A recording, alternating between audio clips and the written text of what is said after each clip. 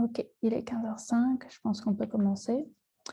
So welcome everybody, let's switch to English for the seminar. So welcome this new cycle of Möbius seminars. So I'm very happy to see a lot of new names who are joining us today. So for the newcomers, as you probably know, the aim of this seminar is to have a space where philosophers of physics or science in this case, because for the first time we have philosophers of biology joining us, and physicists can meet and have a space where they can discuss. We believe that the work and research of philosophers of science is actually important, an important perspective on what we do as researchers in physics, and that having opportunity to discuss, to catch up with the contemporary research and to have another perspective on what we do is actually beneficial. So as I said, for the first time, we will not have philosophers of physics, but we will have Pradeu Maël Lemoine, who are philosophers of biology and medicine in Bordeaux. They work in the ImmunoConcEpT, which is a team that is gathering a philosopher of immunology and researcher in biology from the University of Bordeaux. So they are also working like us in physics, they work in collaboration, so that we both present their research. And we have invited them because their article that they have recently published is actually very transversal to the different fields of science. It's about how can philosophers of science permeate through science to produce scientific knowledge. I think it's very interesting to understand how philosophers actually get engaged in producing scientific knowledge, really as a researcher in physics or biology or any other field. And it shows that the two fields are not as separated as academia kind of make them be, and actually are very complementary, which I think is something that can really inspire us. So this being said, Thomas and Maël, I'll let you speak. We expect to have a presentation of about 30 minutes, and then we will have 30 minutes or more according to the interest of discussion. Thank you very much, Leila. That's a very kind invitation. So, as you just said, we are philosopher of biology and philosopher of medicine. So we have some examples in physics and philosophy of physics in the talk, but we trust that you will find them not entirely convincing. So that would be interesting for us to see what you think about those. And of course, you will also see some examples that we took from philosophy of biology and philosophy of medicine, in which we are more experts. And we hope to convince you that there is something interesting to say about this connection between philosophy and science, which we hope illustrate what Leila, you just said. Most of the time, so we are embedded in a biology lab, the immunology lab. ImmunoConcept is an immunology lab, the immunology lab of Bordeaux. Most of the time, we do philosophy in science, but we had the feeling with Maël roughly 2-3 years ago that we needed to talk about our methodology. So instead of just doing philosophy in science, we wanted to say what philosophy in science is. So the name appeared in 2017, I think, and then we decided that it was important to explain what it is. So this is what we have done now in this paper, so forthcoming in the British Journal for the Philosophy of Science. This is free online, full of data, we hope interesting data. So if you're interested in the talk, many of the details, especially in terms of bibliometrics, can be found in this paper. So the very general problem we decided to examine is a very classic one, in fact, in philosophy of science. And this is, can philosophers of science do science? Clearly, we start with the observation that most of philosophy of science is philosophy on science. It is philosophy talking about theories in science, for example, explanations in science, etc., etc. So this is a philosophy that talks about science, which of course is very important. And we certainly do not want to underestimate the importance of philosophy of science. What we say is that there is something that we perceive as an important minority, which does something different, which we call philosophy in science, PINS for short. And we suggest that PINS is a way of doing both philosophy and science. This was the basis for thinking about examples of scientific contributions by philosophers, which is something that we did now 2 years ago in PNAS, and this paper, Why Science Needs Philosophy, where we put together, where I put together a different contributors from different domains. You can probably see my connections with biology, because biologists and philosophers of biology are numerous there, but the idea was to also talk about examples from chemistry, from the neuroscience, from physics as well. And you can see that Carlo Rovelli, for example, is one of the co-authors of this paper. And what we did very simply was to say, okay, there are several examples in physics, biology, medicine, and others, where we can say that philosophers have made an important contribution. And we took examples in stem cells, in microbiome and individuality, and in cognitive science, and also gave different examples in a very elusive way in physics, for example. There are several shortcomings to this paper in PNAS, even though I think it's a good paper and it was an interesting paper, an important paper at the time, but clearly it's just examples. It does not say how frequent it is. You know, even if you believe the examples are convincing, and maybe people are not convinced that they are good examples, it's just examples. We want to know more about the frequency of that kind of attitude intervening in science and doing something important for science. And also, and relatedly, there is no systematic characterization of what this mixture is. It does not say what type of mixture between philosophy and science PINS is or is supposed to be. So in a way, it's better to start with that, that is to try to define more specifically what we mean by philosophy in science, not just a mixture of philosophy and science, but a specific mixture of them. So what is specific about it is that we have tried to characterize it in three stages, 3 steps that are as many conditions to define what is philosophy in science. And these steps are quite simple. The first one is that it's a paper or a piece of work that should start from a scientific problem, not a philosophical problem. Then it should use philosophical methods or tools to try to address this problem. And then, it's also quite necessary, tries to propose a solution to that problem. A solution means a solution to a scientific problem, that is, in other words, a scientific solution. That's a way of defining, so to speak, a construct of philosophy in science. But then what we wanted to do, as Thomas just said, was to try to detect this in the literature. And it's not easy. I mean, in terms of course, we could have memories or examples that would come to our minds, but this was limited. And what we wanted to do was to systematically assess how much of PINS you can find in science or in philosophy alternatively. And so the idea was to measure that with bibliometric tools. To do that, we use this methodology you can see here. That is a 2-stage methodology. So first, we try to detect with, in a way, by not being too selective, let's say, and then we try to filter out everything that was not PINS based on a proposed list of philosophical tools. Then the result was that there was a subdomain of philosophy of science, as Thomas just said, that is authors, a corpus of articles, a common method, and we were we wanted also to raise the question whether these authors constitute actually a community. So more specifically now, these bibliometric tools we use are based on 3 different concepts or 3 different ways for philosophers to permeate through science. So the first one is intervention, and it's quite easy to understand. It's the fact that philosophers may publish in science journals.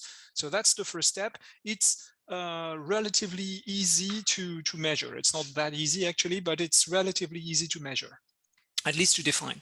Second concept, you can see it at the bottom, visibility. So it's the level of citation in science. So once you have spotted these articles where philosophers are contributors, you can, of course, see to what extent they are cited or visible in science. And then there is a third concept that is important, which tries to characterize how significant the proposal is from a scientific point of view, which is different from the two other constructs. Okay, so we have this three possible reactions to what Maël just presented.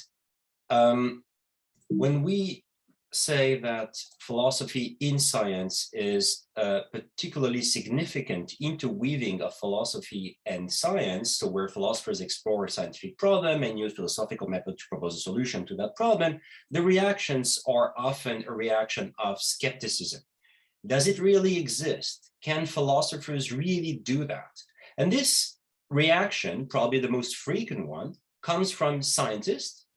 Famous names are Weinberg, recently, who died recently, Oking, but it also comes from philosophers. So we have here an illustration of philosophy of science, the central issues, one of the main handbooks in the domain, where explicitly the idea is that this is not what philosophers do. Philosophers are not supposed to intervene in science. This is two different ways of being interested in science. You can do science or you can do philosophy of science, and that's very different. And if you do something which is close to science, you don't do philosophy of science anymore. Even some of our very, very close friends and people we admire, like Semir Kasha, for example, say something like that in some of their writings. Second reaction, the critique. Should philosophers really do that? Isn't that the dissolution of philosophy? Isn't that transforming philosophy in just a tool, just an instrument? Should we not maintain the idea that philosophy is going to be preserved by not being something that does science, but something which is different from science? So the idea here is to criticize the view that philosophers of science should do that. And the third reaction, which is also very frequent, is to say, oh, sure, of course, we all do that. Philosophers of science and historians of science, we all do that. We're interested in science, we all do science. This is just continuity. This is just the same thing. When I do history of science, of course I do science. Or the same for philosophy of science. And we believe that these three reactions, as understandable as they might be, are completely wrong. We want to reject all these three reactions. We reject skepticism, we reject critique, and we reject the idea that we all do that. So we believe that this idea that there is a community of philosophers in science could, in fact, have a major impact on several issues that have been central to philosophy of science throughout its history. Our philosophy of science and science continues, for example. So this idea of a continuity, which is very important, for example, for the Vienna Circle, but also long before in the history of philosophy. Is philosophy of science useful to science? Also a very important question in the history of the field. Does a philosophy that permeates through science ipso facto, cease to be philosophy? So do you stop being philosophical when you are scientific? And these issues have been addressed in many books and papers, including the one mentioned here. We mentioned just Weinberg again, because this is an interesting example of a scientist who is pretty critical about what philosophers of science can do for science, and also a very interesting example of Ha-Seok Chang, who suggests that HPS can be the continuation of science by other means. And you probably know that Ha-Seok Chang has a pretty critical approach to science and to the way HPS can contribute to them. So basically, don't be worried about that. We've done the introduction. We've given you all the definitions. We're going to go through all these definitions: intervention, visibility, contribution. We will then do exactly what Maël described, which is to explain what the filter is, the filter from the detection of pins to definition of pins, and then explain how does pins differ from the rest of philosophy of science. And then we will conclude in the way presented before, which is that we believe that we have given the first characterization of an important subfield of philosophy of science, namely pins. Okay, so we start with intervention. So next slide. So just a reminder, intervention is here, and it's the fact that philosophers can publish in science journals. So to be more specific, what we did in the paper is that we used the following methodology. So first, we try to spot the 100 most cited philosophers of science. We mean by that those that are mostly cited by philosophers of science themselves. So the most, in a way, the most famous philosophers of science, of course, with all due qualification for that expression, between 1977 and 2018. And the first result was interesting. It was that at least for the 78% of them have published at least once in a science journal, 58%, as you can see, at least twice, and 29 at least 5 times. And only 21% have never done so. So that's an interesting result. You can see the average ratio here.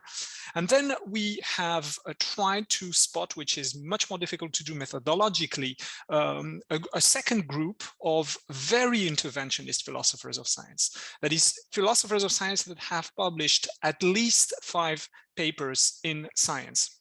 So it's a second group. Of course, there is some overlap between the two groups.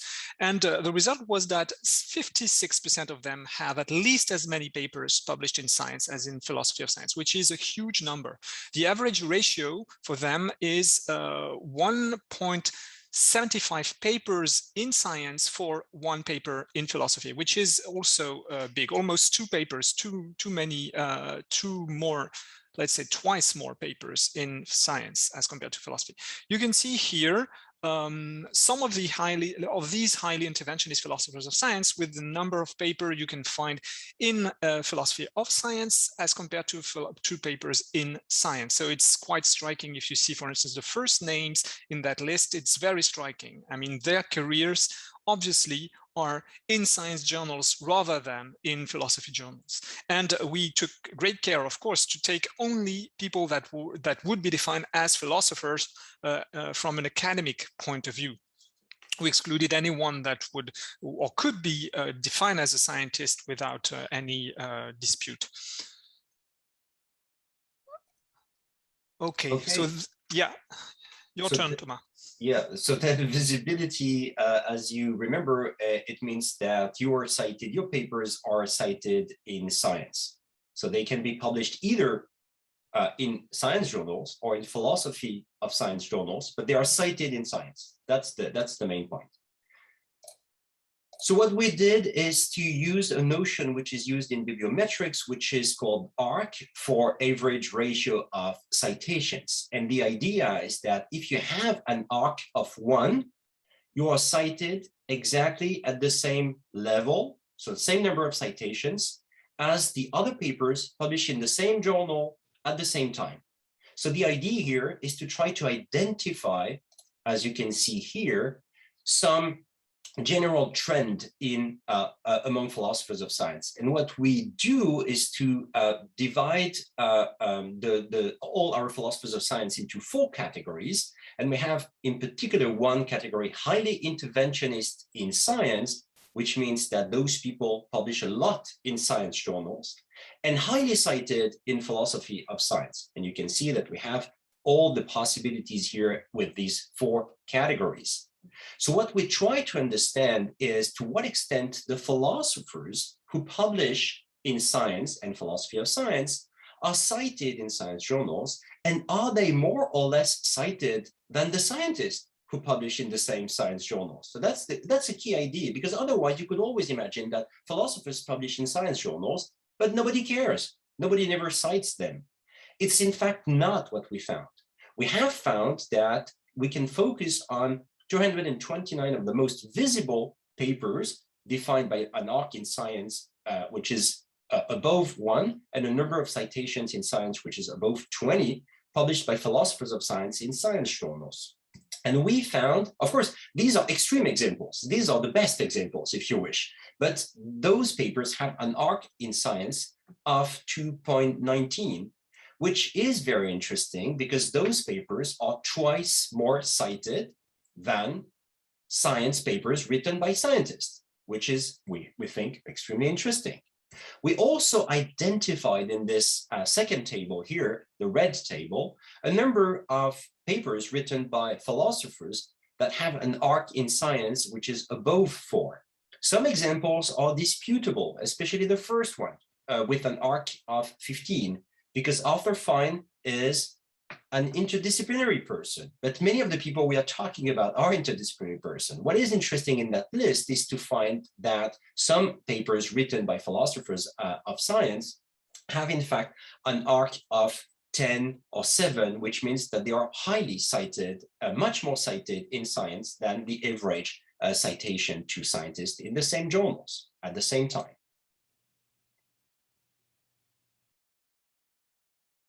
Okay, so now let's move to the third criterion of measurement of permeation, which is contribution. So to define it first, so next slide. Yes, to define it, let's start from this idea. Obviously, in many papers each of us can have in mind, philosophers can be cited, but only in a perfunctory way.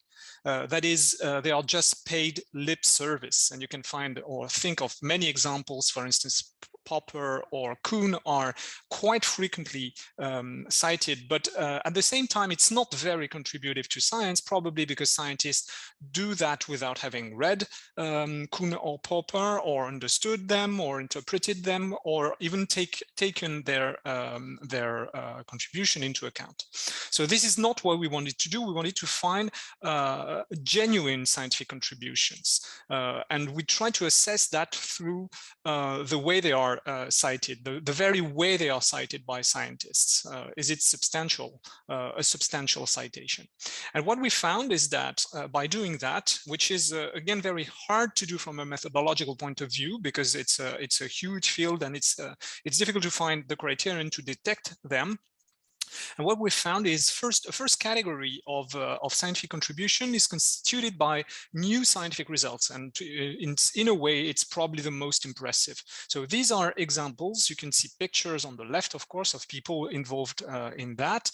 And new tools is a second category of contribution, new methodology, new conceptual tools, examples between brackets. And a third, maybe less impressive, more natural to think of, but nevertheless important, is participation in a scientific debate. So these contributions are actually pretty rare, but they do exist. You can find them in the field, and a significant number of them are, several of them are actually very impressive in that regard. Okay, so this I don't remember, Thomas, whether you present it or I do. Let's say it's you, because the slide doesn't say. Okay, so what we've done here is just, you remember, we have just given you the criteria of detection of philosophy in science. And if you remember the introduction, we have distinguished between detection and definition. So you have a definition, you have detection tools. So we have detected things first to filter out some papers, and now we want to apply a second filter, which is more conceptual. So yeah, it seems that it was me. Okay, so moving from detection to definition, as Maya just said, is indeed a process of filtering, as you can see here. And the idea is very simple, is that we say, okay, among all the papers that we talked about, they are sometimes published in science. They are sometimes cited by scientists. They are sometimes considered as contributive to science.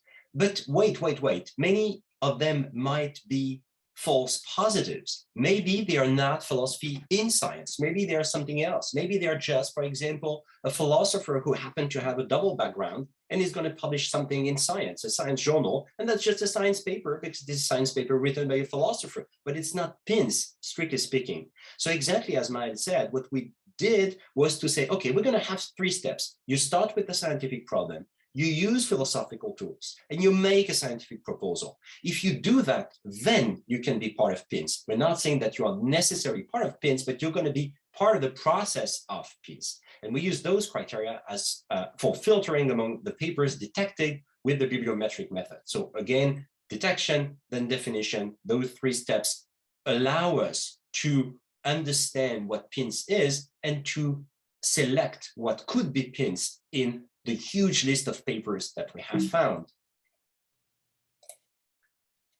Here are examples or paradigmatic examples of papers that do pass the test. You probably know some of them, Closer and Shimony, for example, Keeler, Haywood and Redhead. So the names are probably not surprising for you. If you know less about philosophy of medicine, for example, you can see here that Schaffner passes the test. Leyland, Stirelny and colleagues, big paper in Science. Skirms in the model of social, in the realm of social evolution, etc., etc. Just to give you one example, Wilson and Silber in 1989 illustrate, we think, perfectly. So it's co-authored by a scientist and a philosopher, and that illustrates very well what we have in mind. They raise a scientific problem, which is, can group selection exist and can natural selection act at the level of superorganisms? They use a philosophical tool, which is very clear, which is questioning the consistency of what scientists say about this question. They show that there is an inconsistency in the dominant idea among scientists that the organism can be a unit of selection while the group can't be a unit of selection. And this is because the organism itself is a group. I can come back to this if you wish. And they make a scientific proposal, which is that they offer a precise and testable hypothesis about selection occurring at the level of superorganisms. And they illustrate that by examples, and they even suggest a novel experiment to test community level selection in the lab. So you see here the alliance of a biologist and a philosopher with a very strong proposal, which counts clearly as PINS in our definition of PINS.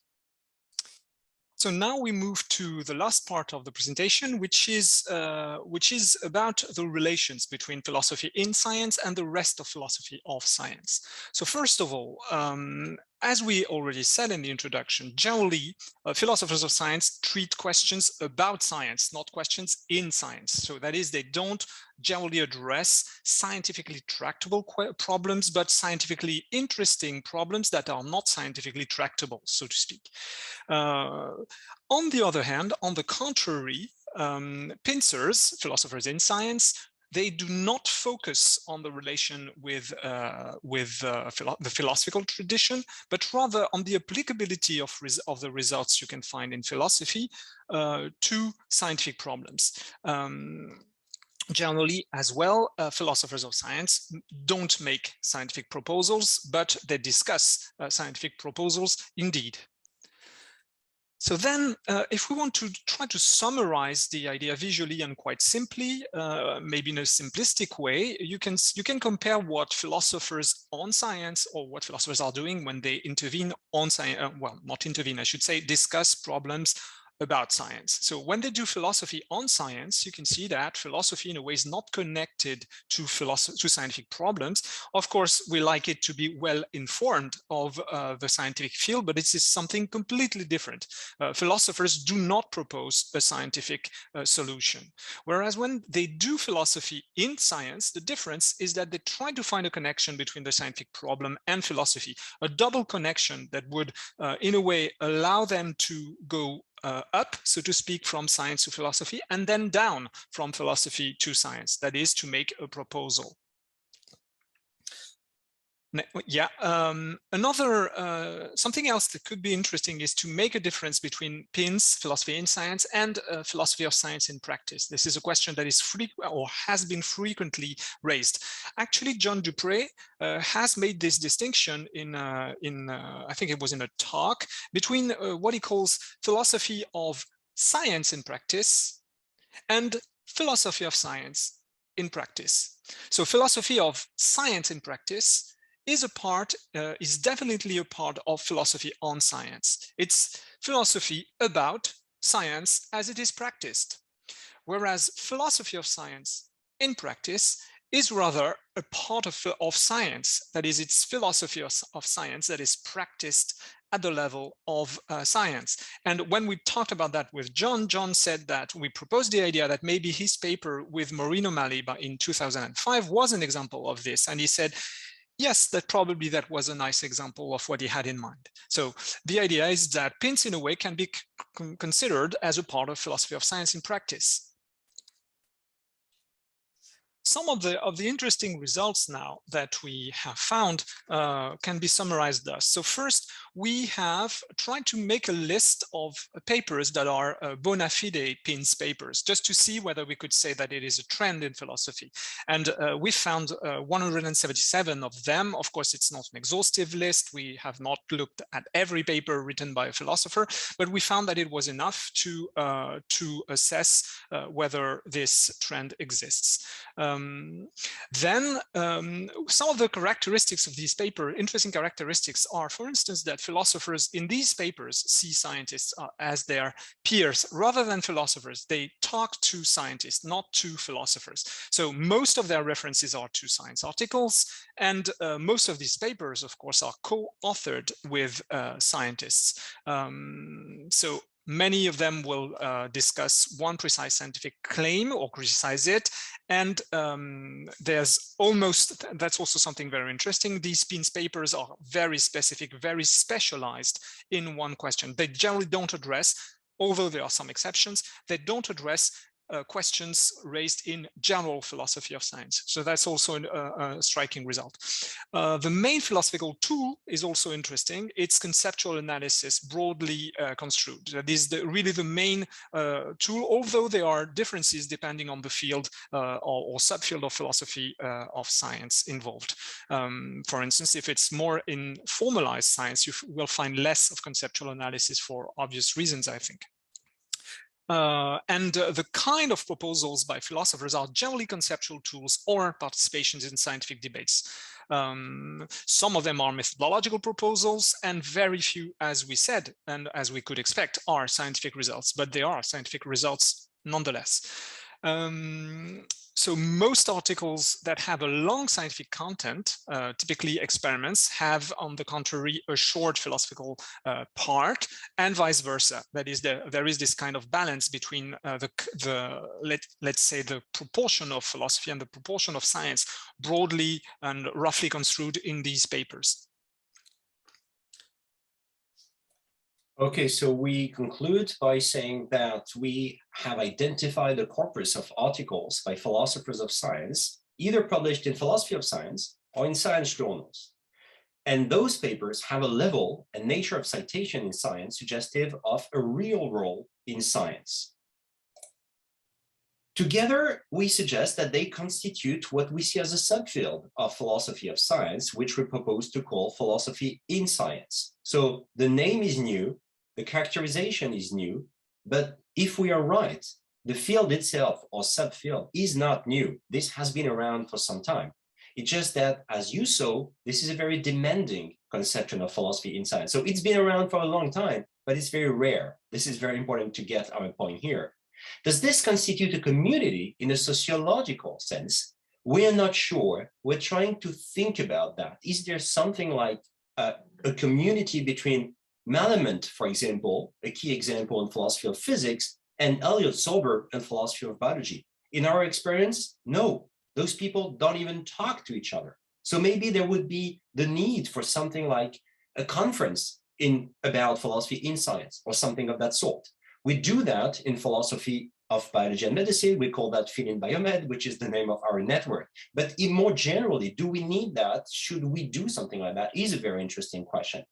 And two final remarks. One key message is that the existence of pins demonstrates that the philosophy of science can play an important role in the construction of our knowledge of the world, what we call the local scientific image. This differs and complements the two traditional and dominant approaches of epistemology of science and metaphysics of science, which have been distinguished by Pepino in 1996. And this is, in fact, this has become a classic definition or approach to philosophy of science. So we believe that philosophers of science can produce scientific knowledge. This is rare, but this is possible. And the fact that this is possible is in itself very interesting. We have many people to thank, but I want to express special thanks to Vincent Lam, who is in Switzerland and who has been so cool with us discussing philosophy of physics with people who don't know physics and don't know philosophy of physics. That was very useful and very kind of him. So thank you very much for your attention.